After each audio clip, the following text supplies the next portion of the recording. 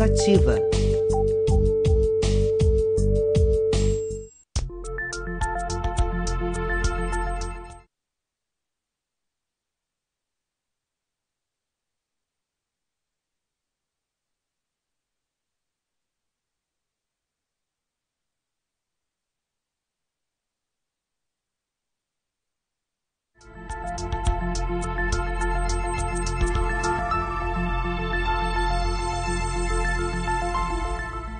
Está com problema no sinal da Rede Minas na sua TV?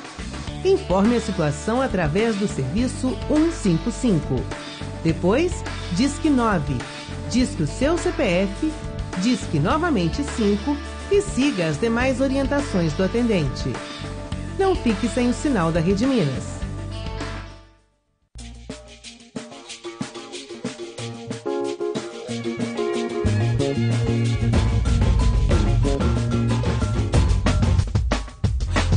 Quer ter voz ativa no nosso destino mandar. Na década passada, o Brasil foi considerado o país emergente mais promissor do mundo. Sucesso econômico, uma democracia em evolução e programas de diminuição da desigualdade eram destaque na mídia internacional. E uma onda progressista parecia tomar conta do país, que celebrava a sua diversidade. Mas uma crise econômica aliada a uma crise político-institucional rapidamente mudou esse quadro. E tivemos que nos dar conta da fragilidade do que nos pareciam anos de prosperidade. Reverberando acontecimentos em outros países, o Brasil foi tomado por uma onda conservadora. Grande parte da população aderiu a essa onda e, em nome de uma possível recuperação da economia, prefere abrir mão de conquistas como os direitos trabalhistas, o combate às desigualdades sociais e o respeito aos direitos humanos. E uma dura realidade se impôs. Nós ainda estamos longe de conseguir nos livrar de nossa herança colonial. Nossa ainda frágil e recente democracia está ameaçada. É possível resistir às ameaças?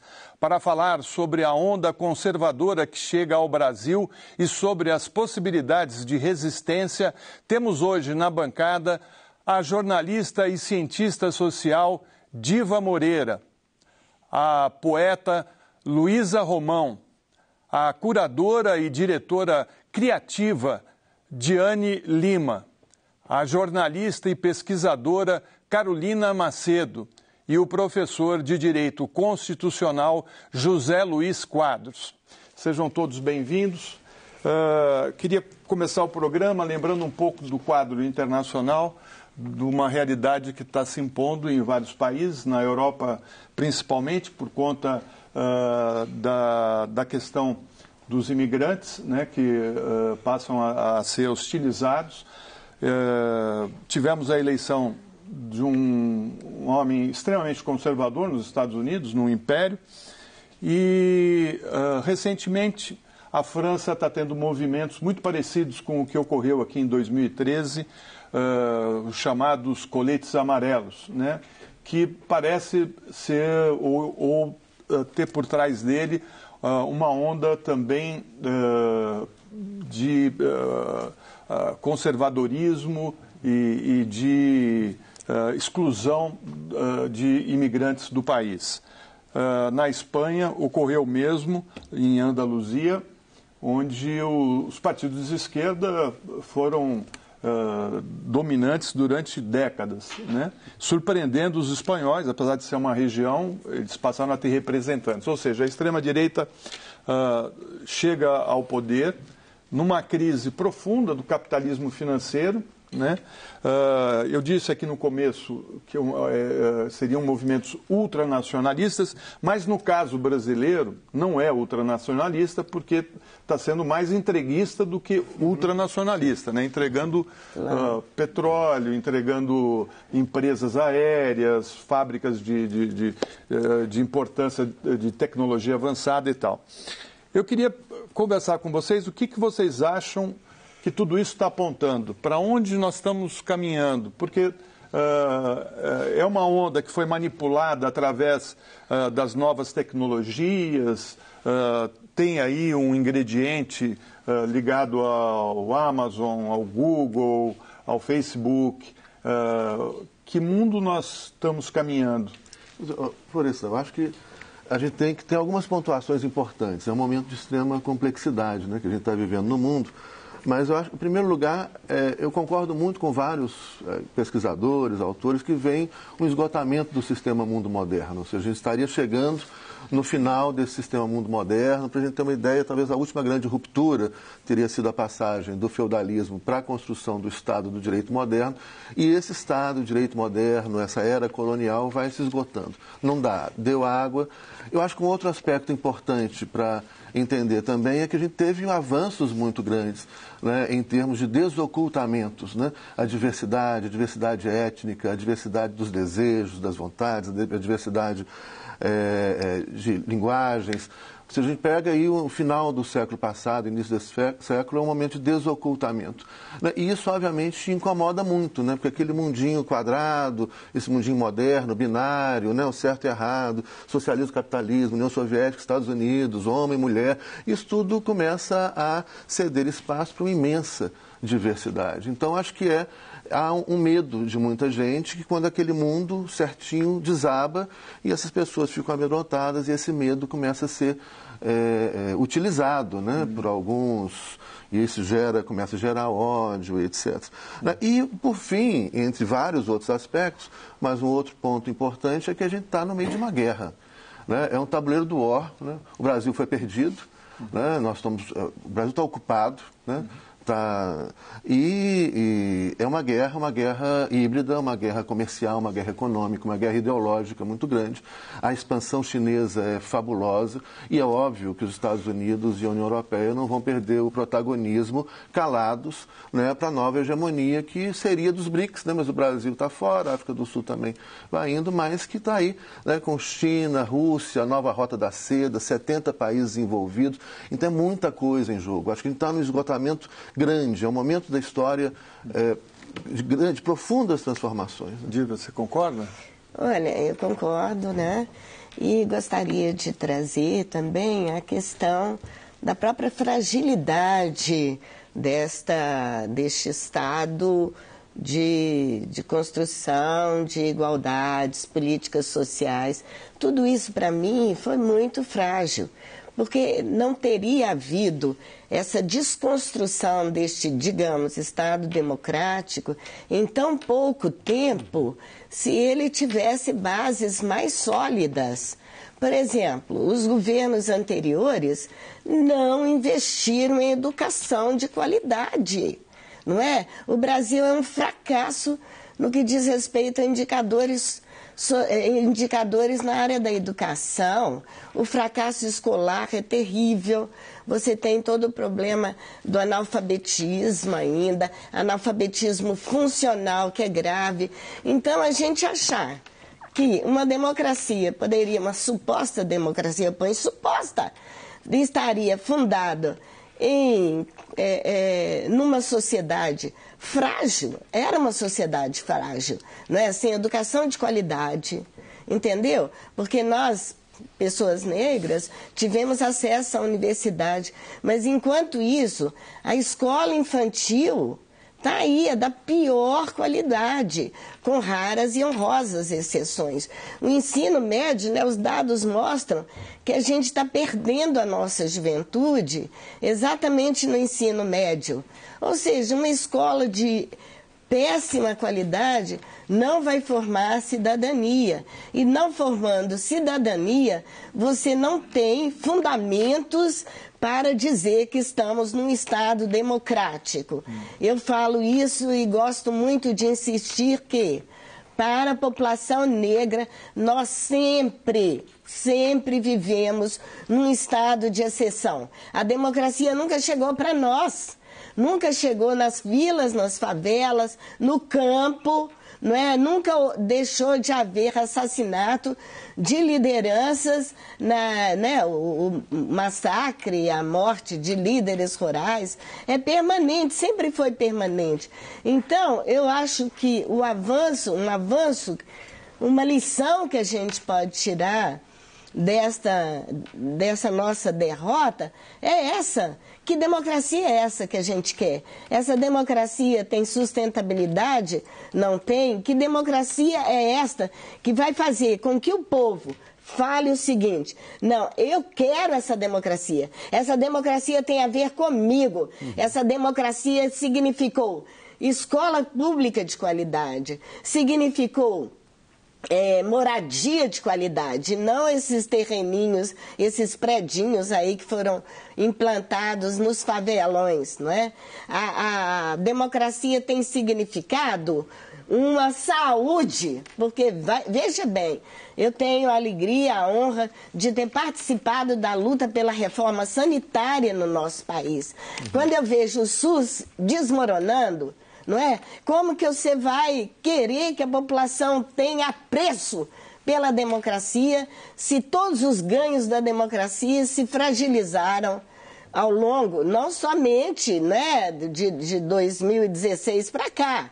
Sejamos honestos, não é? Este é um processo que vem de longa data, não é? Carol. Não, eu acho exatamente isso, mas fico pensando tanto que esse pequeno, eu brinco que parece placas tectônicas assim que a gente mexeu, mas que já foi uma coisa tão vultosa, né, historicamente, como que isso mexeu com várias pessoas e como que o discurso do medo é capturado muito facilmente para a gente chegar hoje e ver que esse discurso de unificar o Brasil, de colocar ordem, Brasil acima de todos, esse tipo de discurso, é nada mais do que uma balela para escamotear que é um país que a gente tem, um país violento, extremamente desigual, de saída, né? Então, assim, no Brasil, esse conservadorismo, essa nova onda, ela nada mais é do que escravocrata, como sempre gostou de ser, assim. E uma coisa que eu gostaria de lembrar também, que me é muito cara, que é a questão da memória, que como que em alguns momentos, algumas medidas que vêm tirar direitos tem um verniz de remédio bom. Então, assim, essa semana, esses últimos dias, a gente completou 50 anos do AI-5, e tem uma coisa muito curiosa, quando você lê no preâmbulo do ato institucional, que é de 13 de dezembro de 1968, que lá diz que é para assegurar a autêntica ordem democrática, que lá diz que é baseado pensando na liberdade, respeito à dignidade humana, fala inclusive sobre restauração econômica, financeira, política e moral. Então, para a gente ficar atento como que esses discursos eles voltam e eles, na verdade, escamoteiam coisas muito maiores do que o Brasil acima de todos. Uhum. Bom, vamos para o lado de cá aqui. Você quer falar, Luiz? Posso pegar um pouco esse gancho, Deixa eu só aproveitar aqui, viu? Ó, queria mostrar o livro dela aqui, porque ela é uma poetisa. Poeta, poetisa não. E ela tem esse livro aqui que chama... Sangria, isso, né? E a pessoa pode comprar... Comigo mesma, uma publicação independente aí, também nessa ideia do comum, né? De como que a gente cria formas de circulação. Bom, acabou o merchandising, vai... Bora para o que interessa. Bom, e acho que tem a ver um pouco com Sangria, que no Sangria eu tento analisar a história brasileira na perspectiva de um útero. Então, entender como que você tem ciclos, né, que tanto estão através do corpo da mulher, né, então a gente entende a colonização como um processo de estupro, né, e como que esses ciclos são os ciclos do menstrual, é o ciclo econômico, né, do capital que a hora está na cana, a hora está no café, a hora está no ouro, a hora está na borracha, e esses ciclos também que toda vez que parece que a gente vai ter um avanço um pouco mais popular, você tem um golpe muito, muito cruel, né, então se a gente for pensar na independência, o único país da América Latina que se torna independente vai virar império, né? É uma contradição muito grande, né? A mesma coisa depois com Dom Pedro II, você tem ali o período da regência, que é um período de muita ebulição popular, de reivindicações, e aí você tem o golpe da maioridade e por aí vai. E muito, né, do que você estava comentando, também da gente entender uma democracia que permitiu uma polícia militarizada. E eu acho que o AI-5 de certa forma, perpetuou. E numa justiça que também não cobrou os crimes de maio, também não foi atrás de entender todos esses massacres que vão desde Alcaçuz, de Manaus, até nas periferias do Rio, de São Paulo, né? E uma impunidade muito grande. E foi um tempo que eu acho que, de fato, você teve um aperfeiçoamento dessa violência, desse patrulhamento policial, tanto em questões de manifestações de rua, dos movimentos sociais, quanto das juventudes negras e periféricas, que eu acho que as minhas companheiras podem falar melhor disso. E você estava comentando de 2013, ao mesmo tempo que a gente vê ali uma ascensão do fascismo, acho que você também tem formas de organização autônomas que fundam também, eu sinto, movimentos que foram muito importantes de 2013 para cá. Muito da luta secundarista você vê que tem a ver com essa forma de organização que não é mais partidária, que tem a ver com formas não hierárquicas, né, de escuta, horizontais. Então, acho que a narrativa está em disputa o tempo inteiro, né? Então, ao mesmo tempo que você tem a ascensão do fascismo, você tem os secundaristas. Ao mesmo tempo que você tem essa polícia muito violenta, você tem as Mães de Maio com uma luta importantíssima, né, no cenário nacional.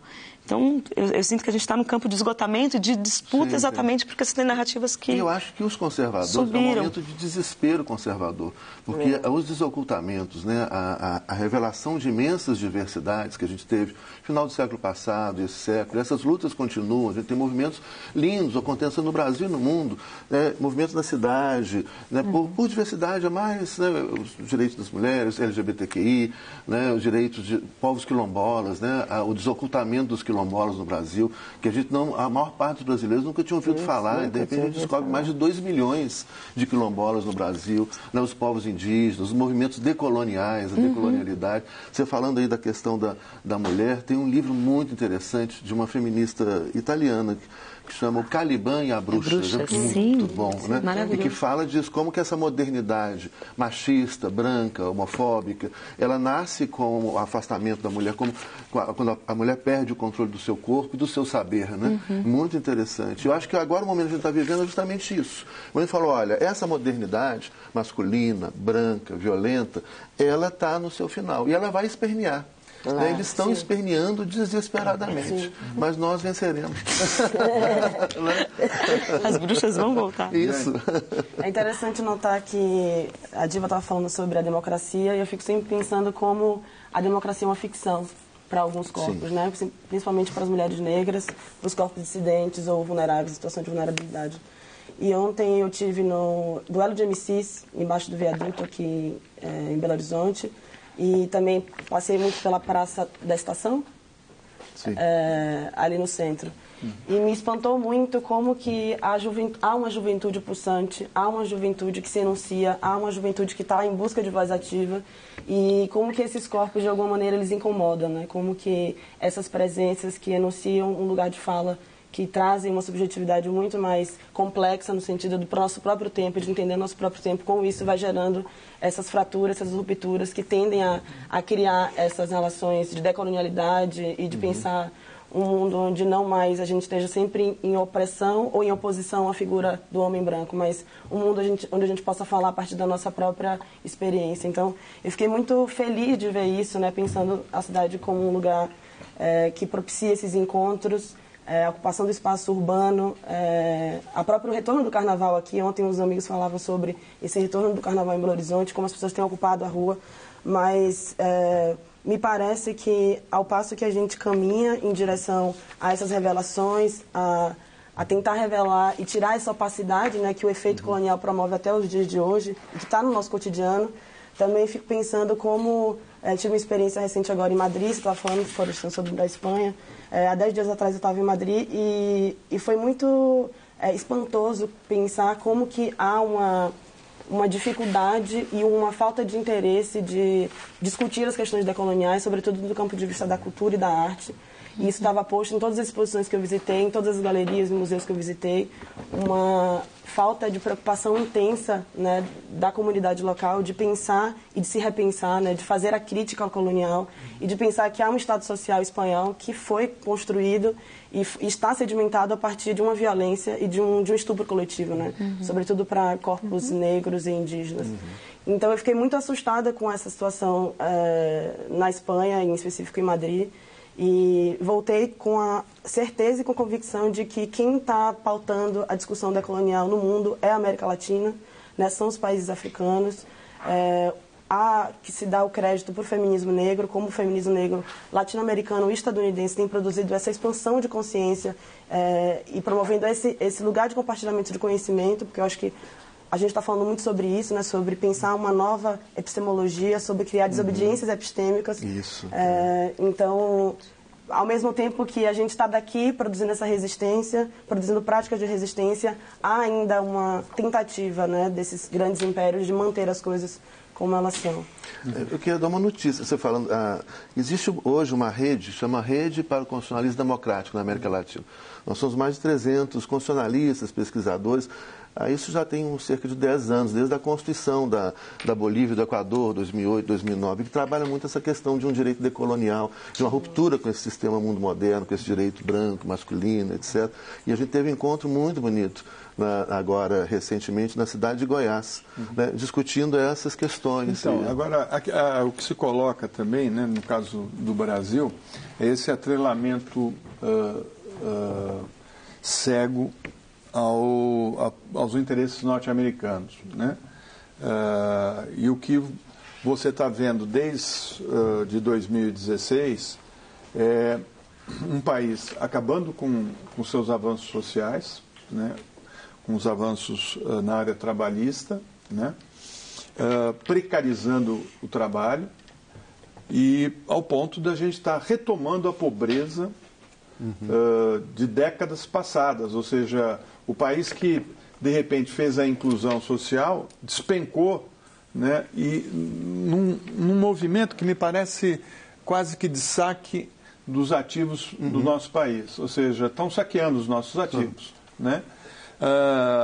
E esse atrelamento pode significar rupturas sérias econômicas para o Brasil, né? Que seria com o comércio com a China, que representa 27%, com os países árabes, que têm um peso fortíssimo, os países da África e mesmo com os países da América Latina, né? Com a saída do país praticamente do acordo do Cone Sul, né? Sair da questão climática, né? Que hoje é o grande problema do planeta, né? Então, assim, eu acho que essas questões são questões que se colocam de uma maneira muito nebulosa e sombria para o que nos aguarda mais à frente. Não só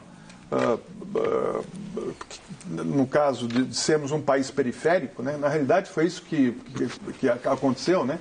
Só, amigos, fiquem de vocês, porque vocês não fazem parte do grupo de cima, vocês fazem parte do grupo de baixo, né?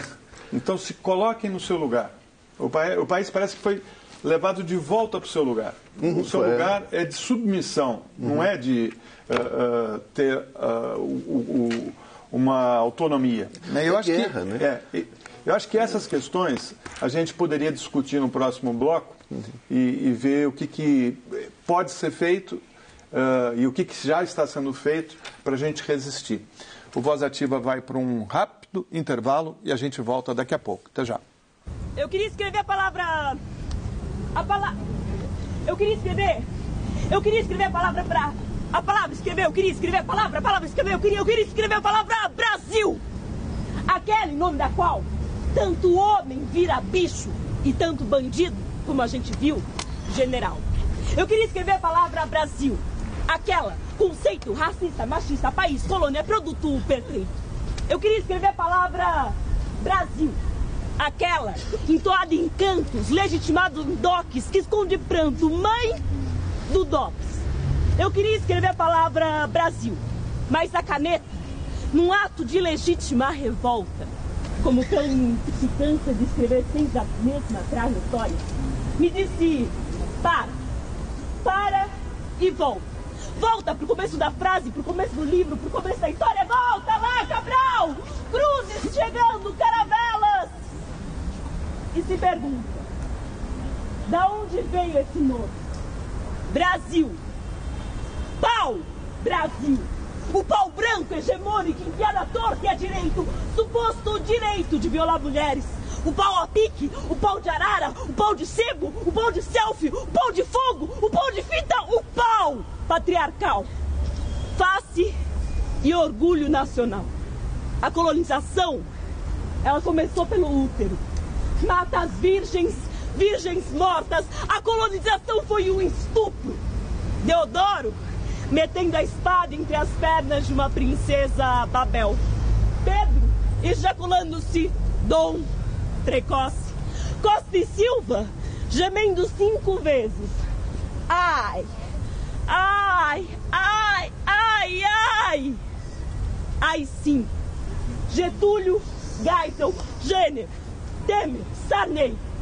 A ordem parte da cabeça do membro ereto. De quem é a favor da redução, mas bebida num feto é o pau. Brasil multiplicado 33 vezes. Enviado numa só garota. Eu olho pra caneta e eu tenho certeza. Eu não vou mais escrever o nome desse país enquanto estupro for prática cotidiana. E o ideal de mulher, a mãe gentil.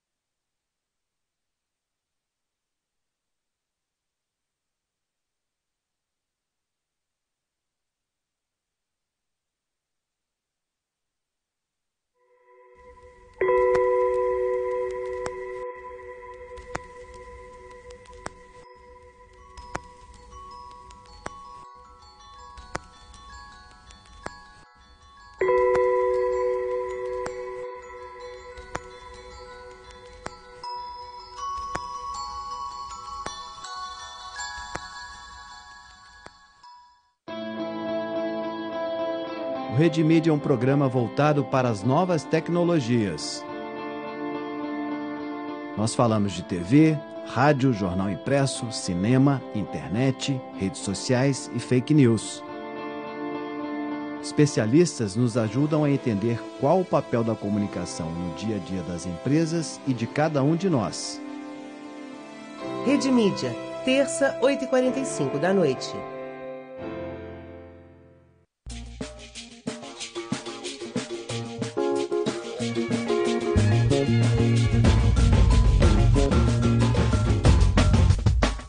A gente quer ter voz ativa no nosso destino mandar. Nos últimos anos, vimos crescer a circulação de discursos e imagens que alimentaram o desalento e o ódio na população. E o que se colocou em jogo foi uma disputa no campo do simbólico. O exercício do poder do Estado é realizado numa articulação de estruturas mentais e estruturas objetivas. Isso é o que nos ensina o sociólogo Pierre Bourdieu. Para ele, é no campo do simbólico, nas maneiras de ver e de pensar, que se dá parte da dominação. Ao longo da história, o que chamamos de civilização criou imagens, símbolos e mitos para representar e naturalizar suas estruturas de poder. E atacou violentamente quem quis representar narrativas contrárias a essas estruturas. A onda conservadora se instalou no Brasil com o agenciamento de signos da violência e a tentativa de silenciamento de contranarrativas. Um país historicamente marcado por brutais desigualdades não consegue se ver no espelho que colocou diante de si e performa reiteradamente o machismo, o racismo e a LGBTfobia, em nome de uma suposta recuperação econômica. Mas não seria essa lógica estruturante da economia responsável por acentuar as desigualdades? O que determina hierarquias e subalternidades? A quem serve uma lógica de poder que estabelece a hegemonia no topo de uma pirâmide opressora que tem como base mais da metade da população do país? Quais corpos podem viver? Quais devem morrer? A violência simbólica é exercida por quem detém o poder e perversamente é reiterada por quem a sofre, nos lembra Pierre Bourdieu. O temor pela perda de privilégios alimenta uma máquina de semear o ódio. E o ódio e seus mitos alimentam as máquinas de poder.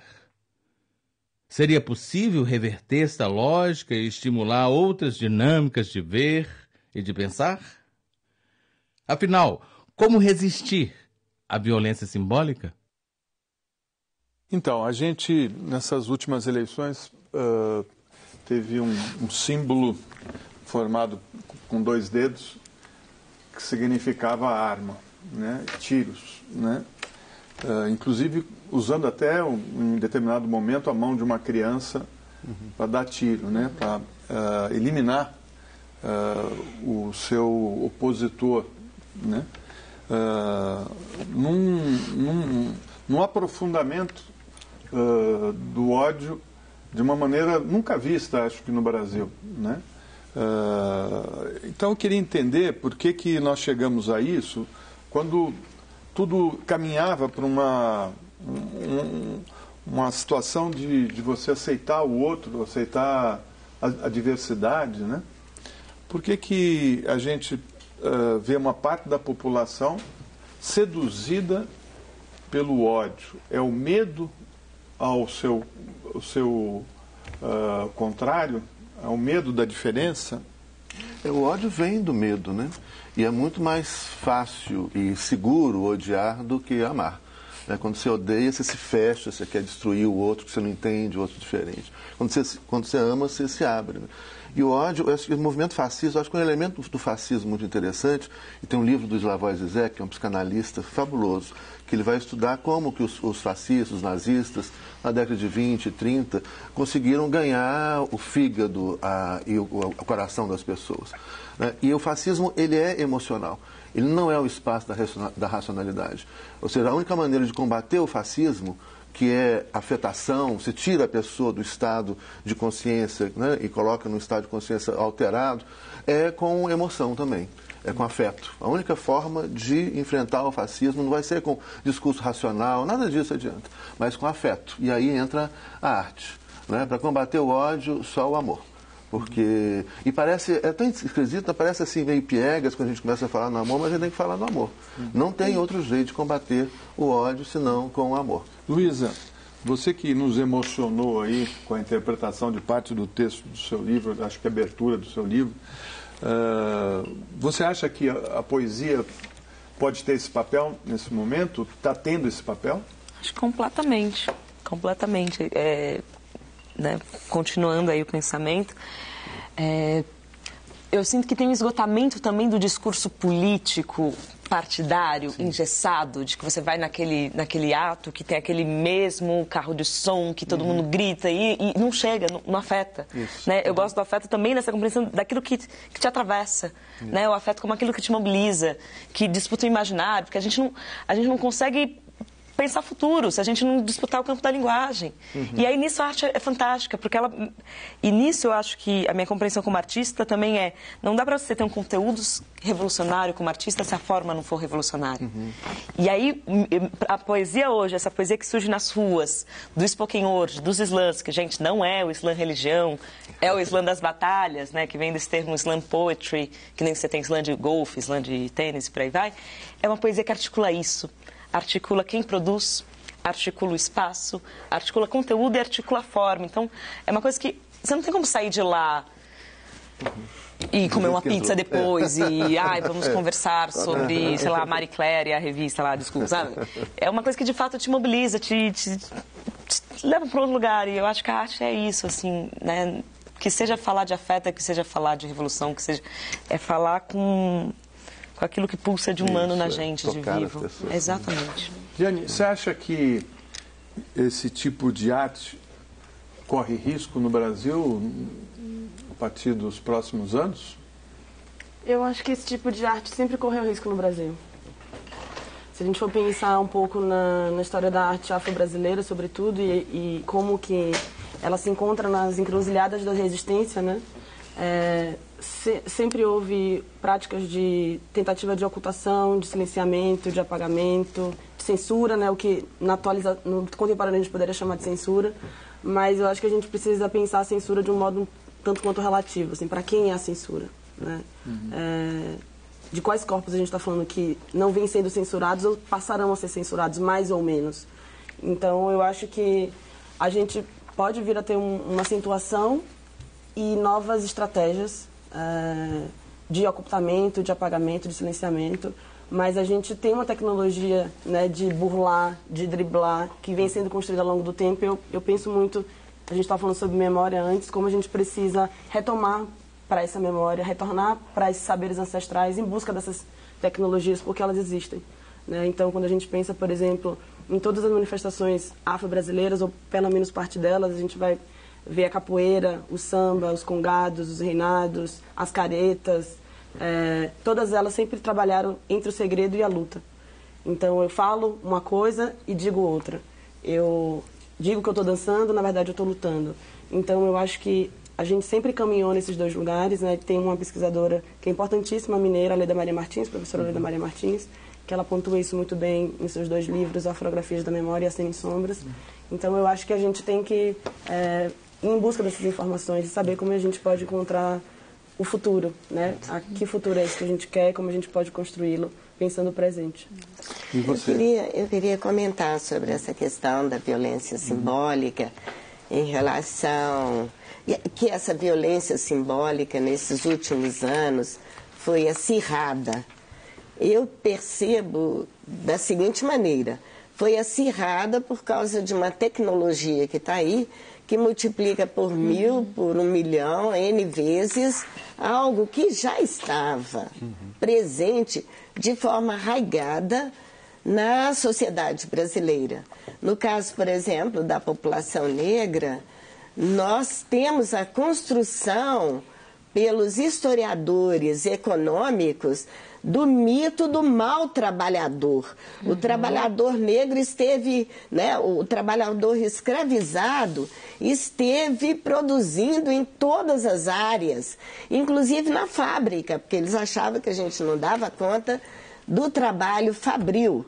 Quando a história da empresa de tecidos, né, a Cedro Cachoeira, tinha trabalho. Cedro Cachoeira é uma empresa grande, poderosa de tecidos de Minas, que contou com trabalho escravizado. Então você tem toda a construção, né, no pós-abolição, né, você tem toda uma construção do mito do mau trabalhador para justificar a exclusão da população negra do mercado de trabalho.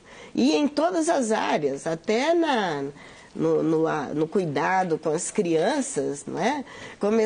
Os mais ricos começaram a importar babás negras, né?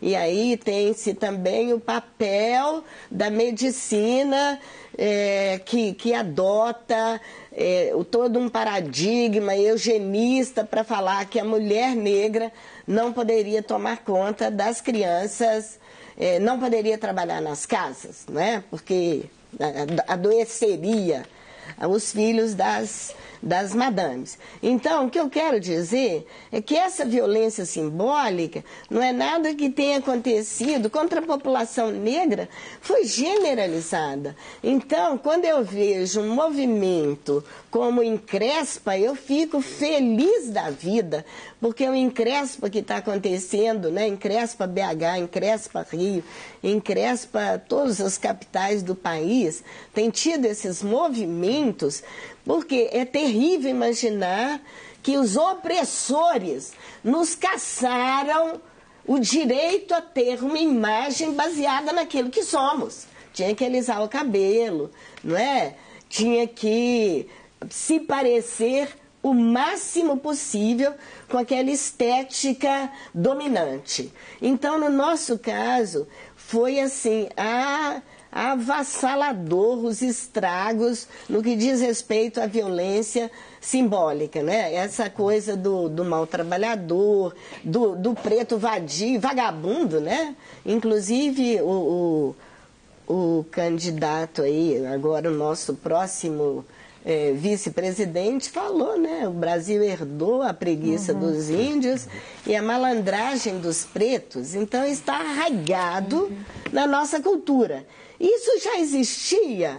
A gente fala assim, não teve ódio. Não teve ódio porque nunca houve, assim, digamos, uma necessidade mais premente de odiar.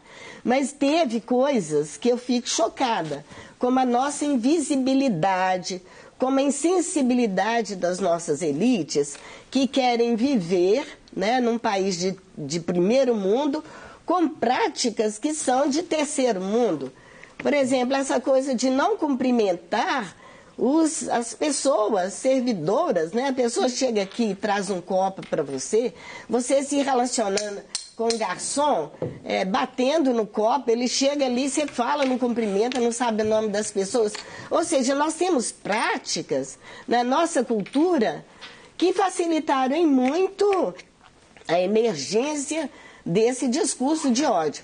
Olha, para falar a verdade com vocês, nós nunca fomos gente do bem. E outra coisa, também é essa ideia, né? Esse binarismo aí, né? Gente do bem são eles, em geral são eles, brancos, ricos, não é? Aparentemente heterossexuais, e os outros. Na verdade, nunca houve isso em relação à população negra. Quando eu falo isso, eu estou querendo dizer mais de 50% da população brasileira. Agora, por que inclusive nós embarcamos nessa? É claro que nós sabemos disso. Pessoas negras votaram, né, nesse discurso que vai prejudicar muito mais a população negra. Agora, a gente sabe muito bem, né, para isso existem alguns raros psicanalistas e psicólogos que trabalharam com essa ideia da internalização do opressor, né? Eu sou negra, mas dentro de mim existe um ideal de ego, uma imagem maravilhosa que eu gostaria de ser, que é da mulher branca. Então, eu acho que foi fácil mas é claro que eu não estou dizendo isso como alguma coisa acabada. Eu acredito que há necessidade de, sabe, sobretudo o pessoal da psicologia, da psicanálise, entender como que os oprimidos embarcaram com uma razoável facilidade no discurso do opressor, né? Precisamos da psicanálise urgentemente. Claro. Né? Sim, país, eu sempre digo que o Brasil é um país doente, assim, que não fez o dever de casa, não lembra, não rememora, recalca e volta, e volta. Essa crença, né, esse mito, assim, de um país não violento, de pessoas de bem, eu acho que as resistências são fundamentais. Eu queria retomar uma coisa que você falou da memória, pensar a memória como um potencial mobilizador, assim, para a gente também não achar que é marco zero ou que inaugura alguma coisa, porque, né, historicamente, se a gente olhar, tem muitas experiências que nos ensinam muito, assim. Desde pensar que esse país foi fundado com pessoas traficadas, né? Não só escravizadas, mas traficadas. Foram lá e fizeram tráfico de pessoas. Como que, às vezes, pequenas resistências cotidianas, ou se aquilombar, enfim, entre outras, e como que elas nos inspiram e nos trazem esperança, para a gente nunca achar que inaugura ou faz um marco zero, uma terra arrasada. Bom, fantástico. Eu queria trazer agora para a discussão essa questão da utilização das tecnologias para manipulação das massas, né? Eu li recentemente um texto de um grande especialista em tecnologias e internet, e ele foi contratado para fazer uma palestra a peso de ouro, né? Pagaram muito, para um grupo de bilionários, né? É bom lembrar que 1%, né, da população mundial faz parte desse grupo, né? Eu acho que muito menos de 1%, desculpe. 67 pessoas detêm hoje metade do dinheiro do planeta. Bem, ele foi achando que ia dar uma palestra para um grupo de ricos. E chegou lá e se surpreendeu com 5 pessoas. 5 homens que estão entre os mais ricos e poderosos do planeta. E eles queriam saber qual o futuro a curto prazo, estavam preocupados com problemas climáticos, eles estão achando que o mundo vai ter problemas muito sérios em curto prazo, queriam saber qual o lugar que eles deveriam fazer os seus bunkers embaixo da terra, se deviam colocar robôs para fazer a segurança da população enfurecida, porque eles acham também que o dinheiro vai desaparecer, e se deveriam usar seguranças humanos com pulseiras que eliminassem, no caso de uma traição, né?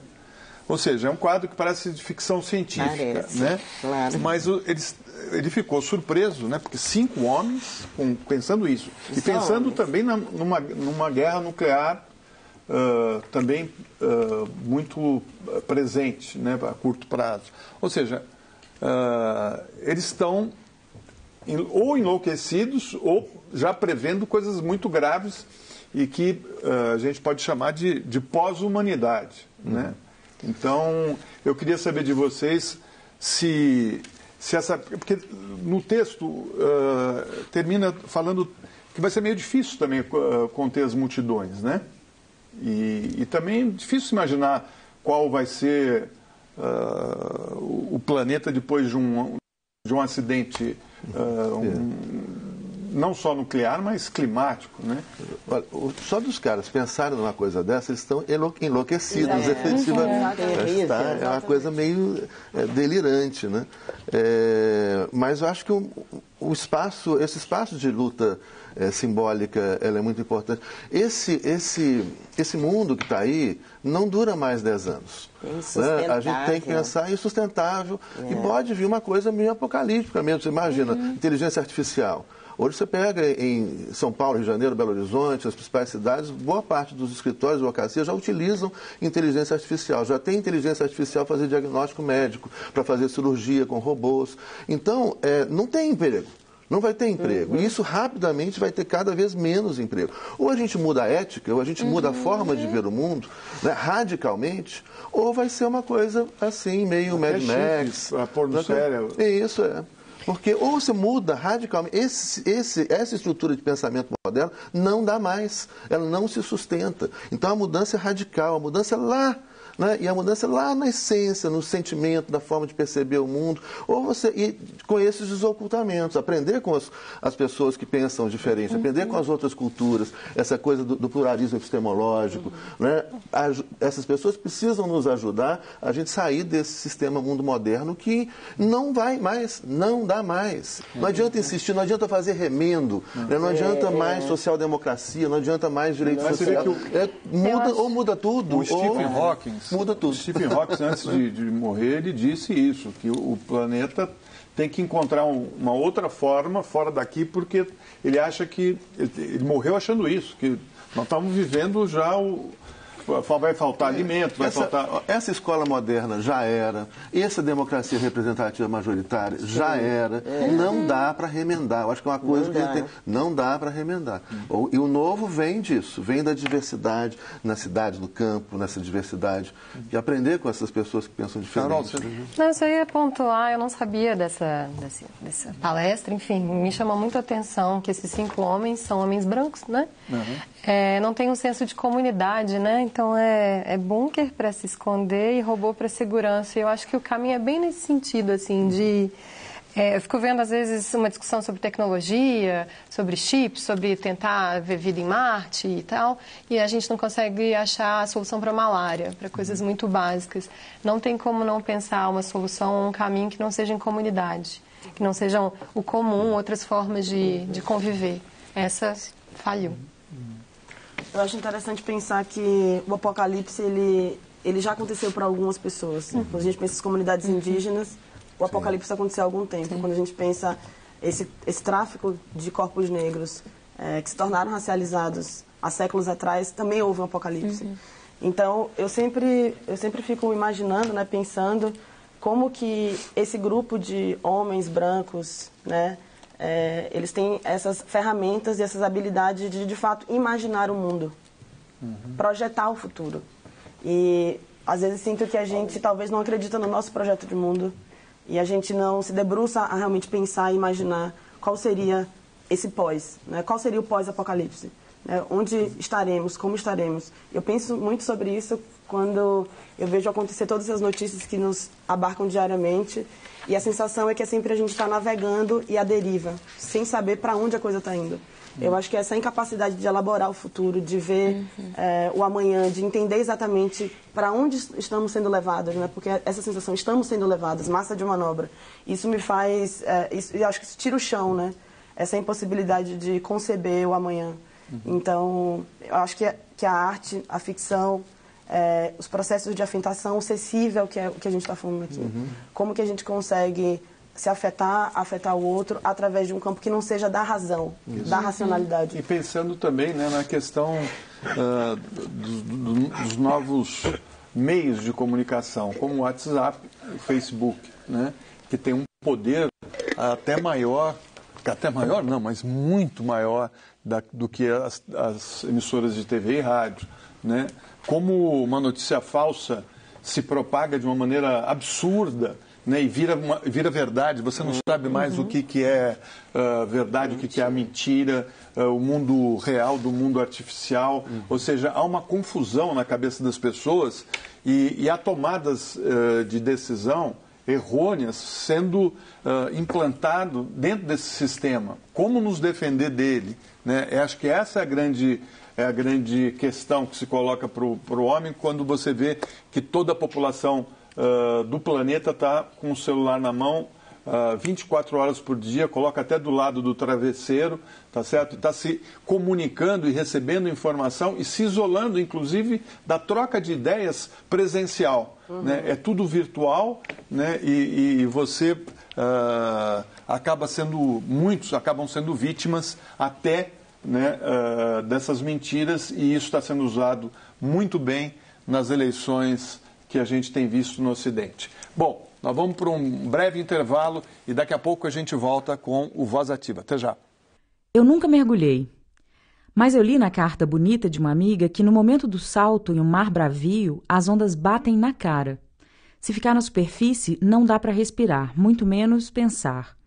E que quando estamos em um semi-maremoto, o melhor a fazer é colocar a máscara e submergir. Porque se existir coragem de sair da superfície, as ondas não importunam. É tudo luz, cor, vida. Neste momento turbulento em que estamos, mergulhar com coragem na nossa história talvez permita respirar e enxergar possibilidades para o futuro. E por coragem compreendo perspectivas não coloniais da nossa história. Falo sobre escavar as ausências e os silêncios, a fim de encontrar os tesouros que nos permitam compreender como, apesar de um projeto genocida, somos a maior parte da população brasileira. A partilha em comunidade, recorrente entre pessoas negras à margem da estrutura econômica do capital, precisa ser constatada como tecnologia social potente, como possibilidade de futuro e não como sintoma da exclusão. O olhar colonizado sobre a nossa história nos mantém na superfície, sem respirar e com as ondas batendo na cara. Precisamos do mergulho. Precisamos do quilombo.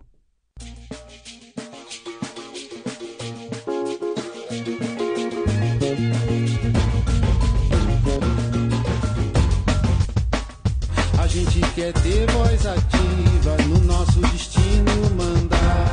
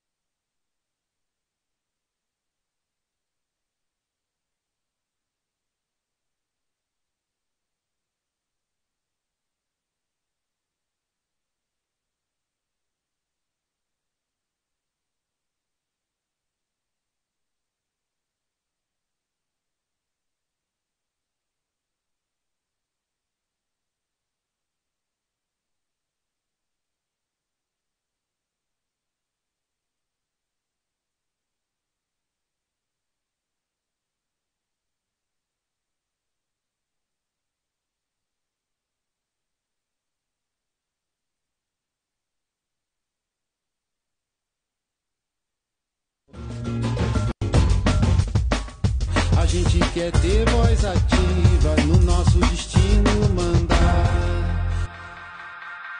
I think that we can see quite clearly some very, very serious defects and flaws in our society, our level of culture, our institutions, which are going to have to be corrected by operating outside of the framework that is commonly accepted. I think we're going to have to find new ways of political action.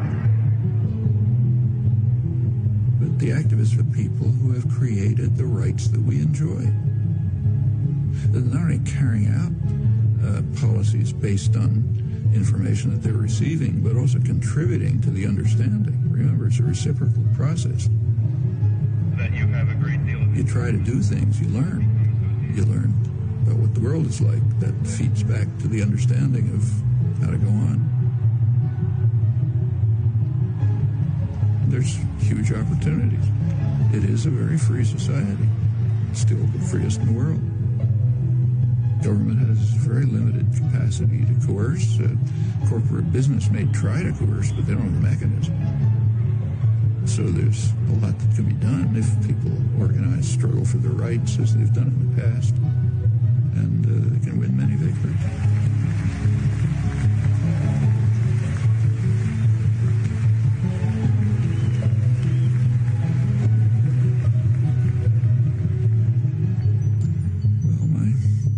Close friend for many years, late Howard Zinn,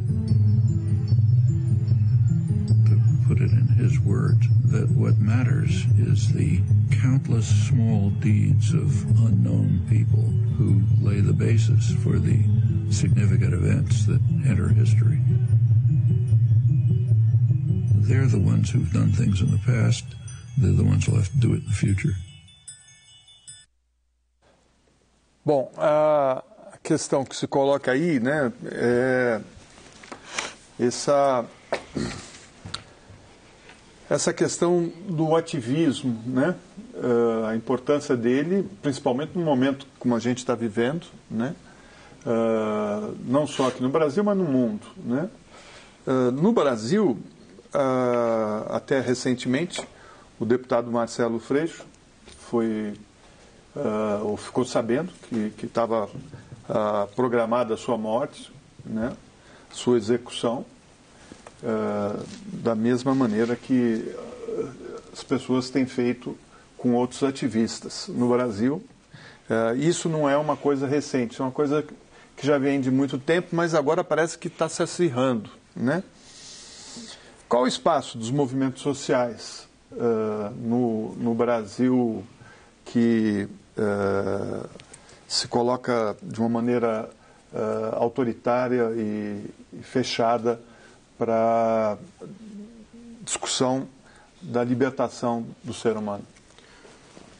Eu acho que a primeira questão interessante a colocar é que quanto mais o poder, né, a gente fala o poder do Estado, o poder econômico, o poder de igrejas, etc.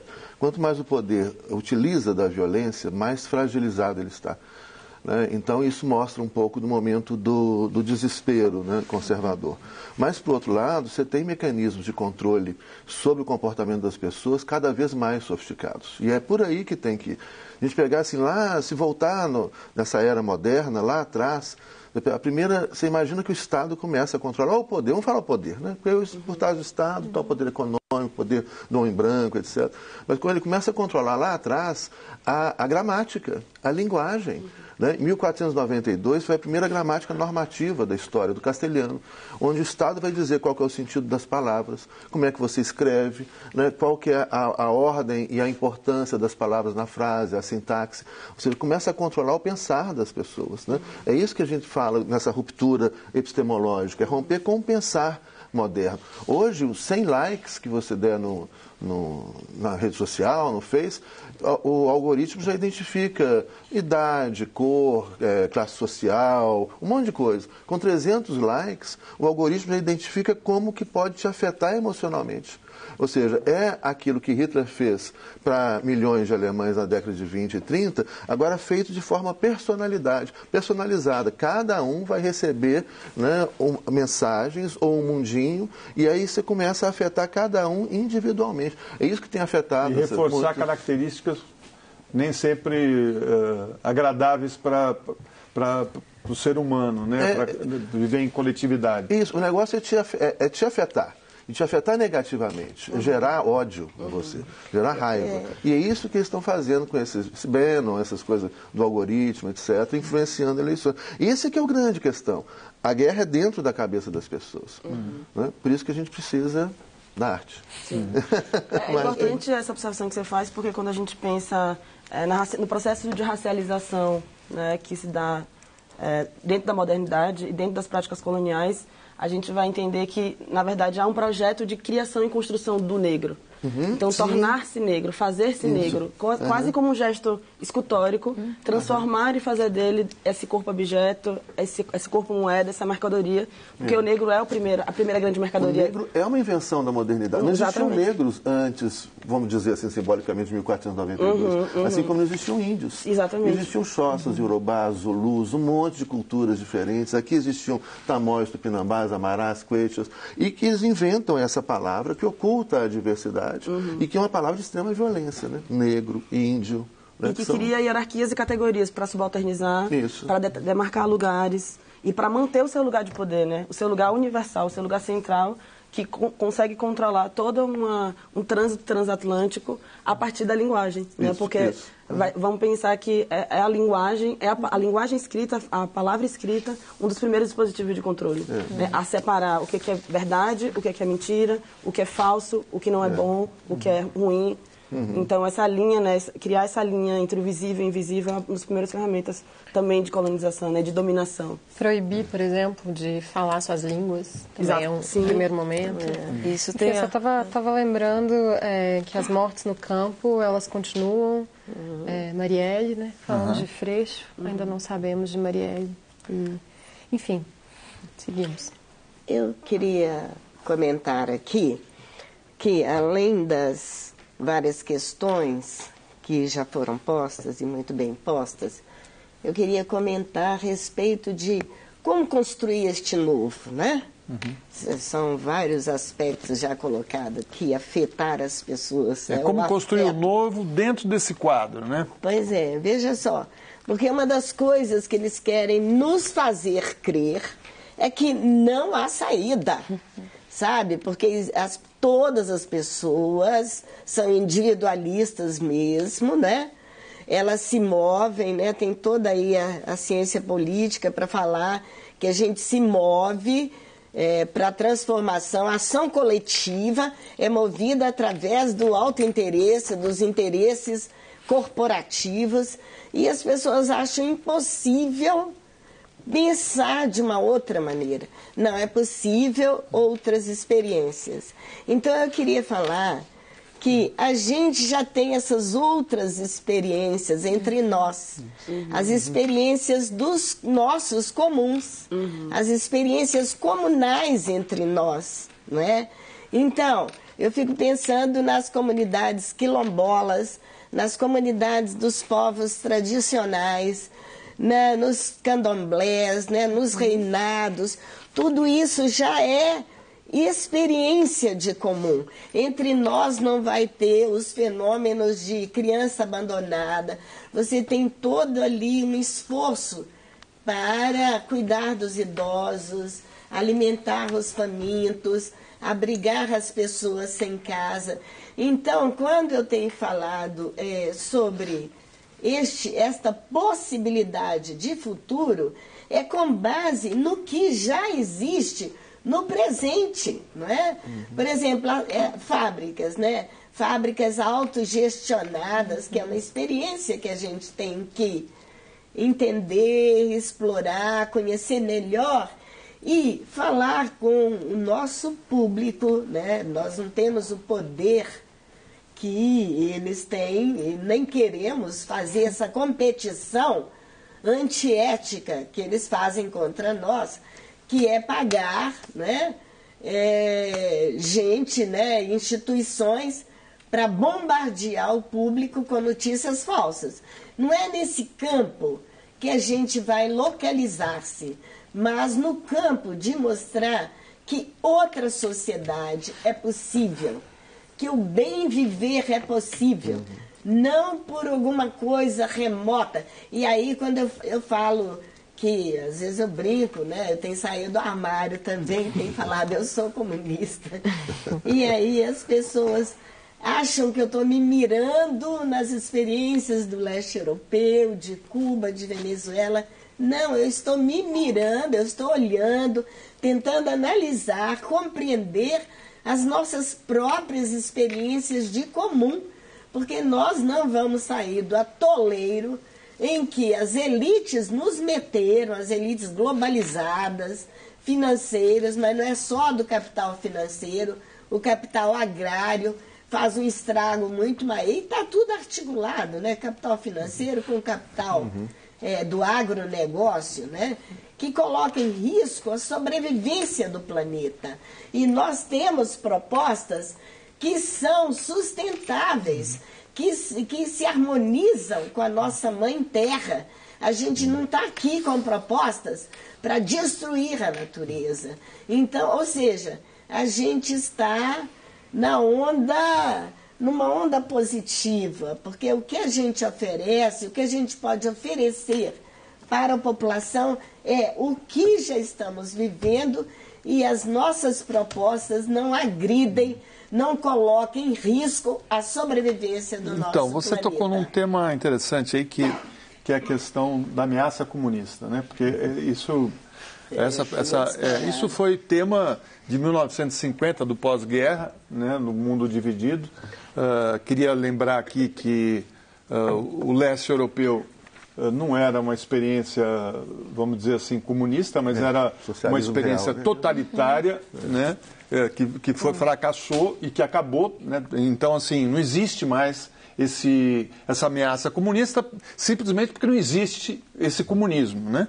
Se você pegar a Coreia do Norte, é um Estado totalitário, uma ditadura, né, que também passa longe de qualquer proposta de uma sociedade justa, igualitária, né, resolvida. Se quer pegar um país hoje que tem essas características, o que está mais próximo de ser um país comunista, né, é a Suécia, né, onde toda a população tem um padrão de vida de qualidade, tendo saúde, pagando impostos altos, e que funciona dentro de uma ideia de uma sociedade socialista. É o que está mais próximo do socialismo no planeta hoje, mas eu não acho que a Suécia seja uma ameaça para o planeta, né? Então, assim, eles pegaram o tema do medo do regime comunista e falam na implantação de uma ditadura, né? Quer dizer, eles falam muito nisso, né? Que a democracia não dá certo, né?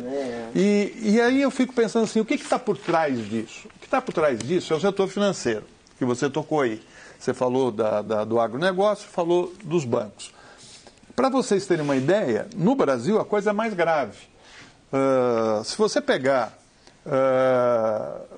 de 94 para cá, se você tivesse R$100 num banco aplicado, sabe quanto você teria hoje? 24 anos depois, você teria R$374. R$374. Em 24 anos, você teria, ao invés dos 100, 374. Tudo bem.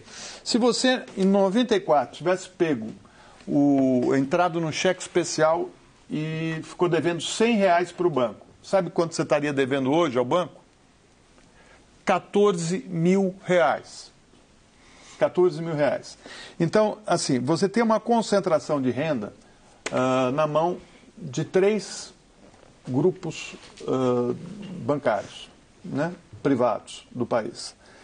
Metade do dinheiro está na mão deles. Se fala em corrupção como sendo o grande problema do Brasil, né? 1 bilhão foi recuperado pela Lava Jato, né? Mas ninguém fala que o banco leva 500 vezes mais. 500 vezes mais, ou seja, 500 bilhões. Né? Então, assim, parece que o problema é a corrupção e ninguém vê que o problema nós estamos pagando juros, não só da pessoa física, mas o país está pagando uma dívida que não tem fim, né? Então, assim, nós estamos cerceados dessa informação, né? A população não tem noção disso. Não tem noção. Acha que a situação está assim porque houve muito empreguismo, houve muita corrupção. Aí, quando a gente mostra os dados da auditoria cidadã da dívida, as pessoas ficam chocadas. Ou seja, no ano passado, 40%, 39,70%, foram drenados para o pagamento de juros e amortizações da dívida. Esta é a grande corrupção que existe nesse país. É nossa riqueza indo embora. Mas que eles nunca vão falar que a corrupção maior é do sistema financeiro. Há uma coisa assim, contrafática, né? Essa coisa ideológica delirante. A gente vive numa sociedade delirante. Você pegar, falando da Suécia, né, Noruega, que a tributação é altíssima, a saúde toda pública, né, a educação pública, gratuita, habitação, universal, moradia. Né? É uma sociedade de classe média. Tem as explicações também do sistema mundo moderno, etc., que a gente entra nisso, mas quer dizer, aí, de repente, se defende para o país um sistema, privatiza tudo. Neoliberal. Neoliberal. Isso vai aos Estados Unidos, tem 100 mil desabrigados na Califórnia, né? Tem 70 mil pessoas sem moradia. Isso aqui é esse modelo, um modelo que é um dia numa aula, um aluno falando, meritocracia, professor, o que é meritocracia? Eu fui explicar, liberalismo, meritocracia, e no final da aula, mas então é isso? Então eu não sou a favor disso, não. Eu falei, então, pois é, se informa. E vê aquelas coisas assim, meio...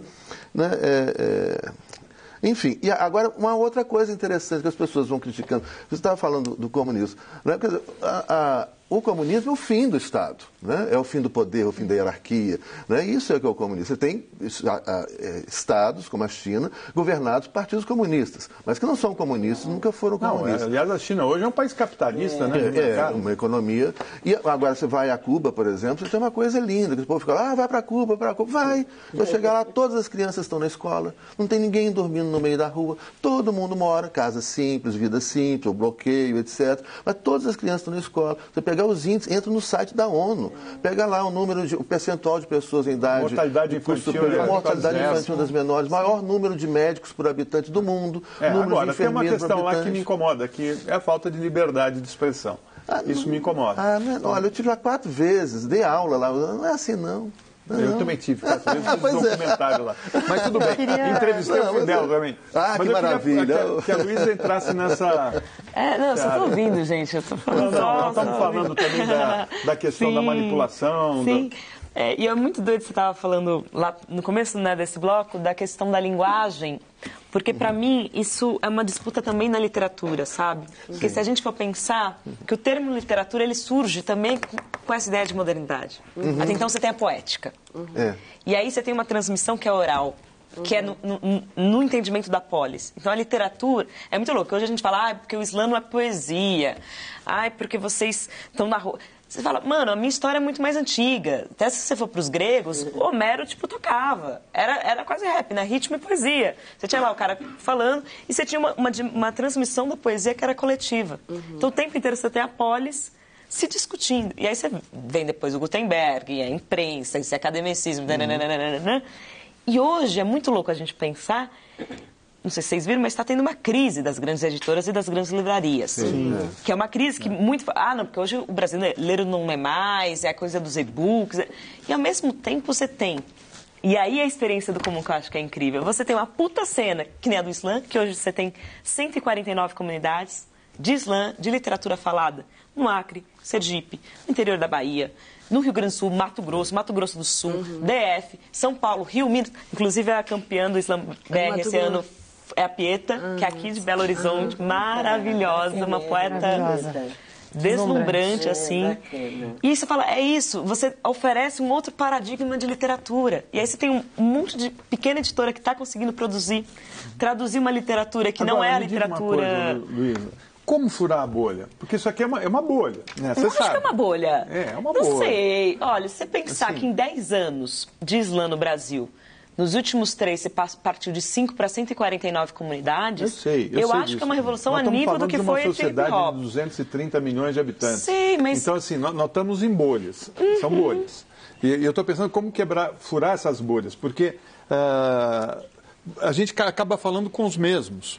Né? A gente não consegue trazer os outros para cá. Eu acho que está trazendo. Eu acho que está trazendo. Você acha que é isso? Eu acho que... Tem uma imposição até da própria das redes sociais, etc., que vão criando essas bolhas.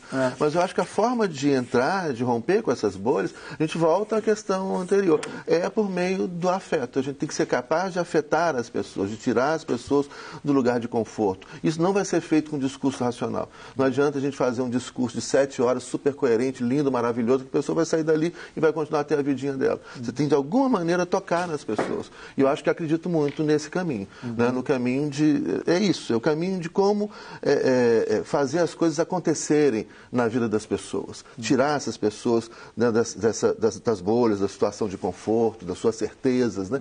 E isso não vai ser com discurso racional. Vai ser com... Eu acho que a gente tem um desafio, né? Um desafio que nos impõe, assim, que nos impele, é que discussões como essas, ou questões sobre direitos fundamentais, que são coisas tão caras, sejam entendidos como algo que nos diz respeito. Porque hoje em dia, uma coisa horrível que tem acontecido é que quando você fala sobre qualquer tipo de luta, manifestação, movimento social, é enquadrado como um monolito de imediato, como nesse lugar de baderna, palavras velhas que voltam, mas que a gente conseguisse, como um desafio geral, assim, que toda essa discussão afetasse de fato as pessoas e todos nós entendamos que isso é sobre nós. Não é sobre aquele comunista, esquerdista, e aí a gente pode pegar várias outras alcunhas que está tentando fazer alguma coisa por si, mas algo por nós. Acho que isso é um desafio grande. Eu acho também que a gente deve pensar na articulação desses vários grupos, não é? É fundamental isso. Redes. Eu tenho a impressão que o Islã dialoga com outras áreas, não é? Eu tenho visto uma coisa que me encanta muito em Belo Horizonte, é o protagonismo da juventude negra. E está em todos os lugares, não é? Fazendo arte, fazendo ocupações urbanas, não é? Fazendo ocupações nas escolas, estudando, não é? Então, isso é muito importante.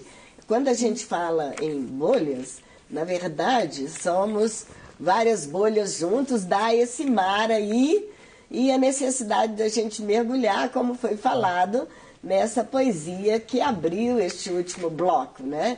Então, somos várias, digamos, várias bolhas e constituídas e articuladas de tal maneira que a gente vai tornar-se um amplo movimento de massas. E vocês podem falar, a Diva está delirando também. Não, o modelo deles é insustentável. Por exemplo, levantaram a bandeira da anticorrupção, não é? E não demorou quantos dias após vieram à tona as denúncias de salário de funcionários fantasmas. As laranjas. Uma bandeira velha, né? Pois é. Vai, vassourinha. Nem são laranjas, ali foi um laranjal de Então, veja só, eles próprios vão se desconstruir. Então, a gente não deve ter medo, né, desse discurso conservador. Eu acho que, se a gente tem medo, eles serão vitoriosos. O que eles querem é inocular em nós, não é? É afetar em nós o ódio. Eles é que estão com medo. Eles que têm que ter medo de nós. A gente tem que partir de uma posição, não apenas ficarmos na defensiva, nos defendendo, nos protegendo, nos aquilombando, né? Tem essa palavra entre nós, né, Diane? Nos aquilombando, mas a gente tem que partir para a ofensiva, porque, né, eles próprios vão dar-nos uma grande contribuição para se autodestruírem. Quer falar, Diane? Eu fico pensando sobre essas bolhas, e ontem no duelo eu olhei para aqueles corpos, todos aqueles corpos, muitos jovens negros, como a Diva falou, e a primeira coisa que eu pensei foi: imagine o potencial de multiplicação disso aqui. Porque cada jovem desse em casa está debatendo, está discutindo, está levando para a mesa do jantar, está levando para as escolas. Então, acho que as bolhas talvez a opressão ela esteja vindo porque as bolhas estão sendo estouradas. Eu acho que cada vez mais esse movimento tende a crescer, ainda que seja paradoxal o próprio movimento da internet, quando se coloca, nos faz também estar sempre diante das telas, né? Tem uma frase que eu gosto muito que é o que faz as revoluções são os corpos, mas os corpos estão diante das telas. Então, como também, ao mesmo tempo que há nessa possibilidade de construir uma rede virtual, uma aproximação de pares, né? É isso que eu acho que fez com que um dos grandes efeitos que a gente pensa essa juventude negra hoje, como essa juventude negra hoje se emancipa e se enuncia, foi através da internet, né? Pessoas que não tinham lugar de se encontrar, encontram seus pares, passam a construir uma identidade coletiva de pertencimento, mas também como esse mesmo lugar virtual, ele nos aprisiona, né? Então eu acho que a gente está também no enfrentamento de entender esses movimentos futuros a partir das tecnologias e vejo que é de fato tempo de denunciar, mas também anunciar um novo mundo. A J. Mombassa, que é uma pesquisadora, uma artista, ela tem pensado muito a ficção visionária e a imaginação política como uma forma da gente conseguir entender esses caminhos, né? E sempre com um olhar para trás, para quem veio antes, pedindo a benção para quem já construiu e pensando essas outras formas de conhecer o outro, né? De saber do outro e de viver. Nós chegamos ao final de mais um programa. Eu agradeço a nossa bancada, que hoje foi formada pela jornalista e pesquisadora Carolina Macedo, a também jornalista e cientista social Diva Moreira, pela curadora e diretora criativa Diane Lima, a poeta Luísa Romão e pelo professor de Direito Constitucional José Luiz Quadros. O Voz Ativa é uma produção da Empresa Mineira de Comunicação, numa parceria entre a Rede Minas de televisão e a Rádio Inconfidência. Voltamos na semana que vem com mais um Voz Ativa, um programa republicano e democrático. Até lá. Em primeiro lugar, não se desespere. E em caso de agitação, não siga as regras que o furacão quererá lhe impor. Não deixe que a estupidez se imponha. Defenda-se contra a estética, ética. Ria ostensivamente. Tire sarro. A direita é mal comida. Tudo vai ficar bem se você me ouvir. Sobreviveremos novamente. Estamos maduros. Cuidemos dos garotos que eles quererão podar. Só é preciso se munir bem e não amesquinhar amabilidades. Devemos ter à mão os poemas indispensáveis, o vinho tinto e o violão. Sorrir aos nossos pais como vacina contra a angústia diária. Ser piedosos com os amigos. Não confundir os ingênuos com os traidores. E mesmo com estes, ter o perdão fácil quando voltarem com as ilusões acabadas. Aqui ninguém sobra. Escrever religiosamente todos os dias, todas as tardes, todas as noites, ainda sustentados em teimosias, se a fé desmoronar. Nisso não haverá trégua para ninguém. A poesia dói nesses filhos da puta.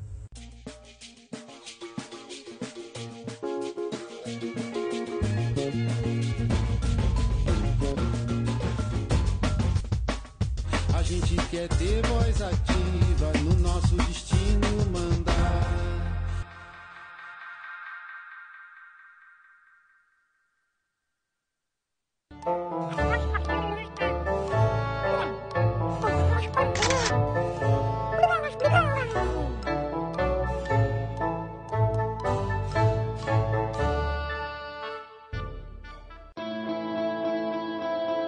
O Rede Mídia é um programa voltado para as novas tecnologias. Nós falamos de TV, rádio, jornal impresso, cinema, internet, redes sociais e fake news.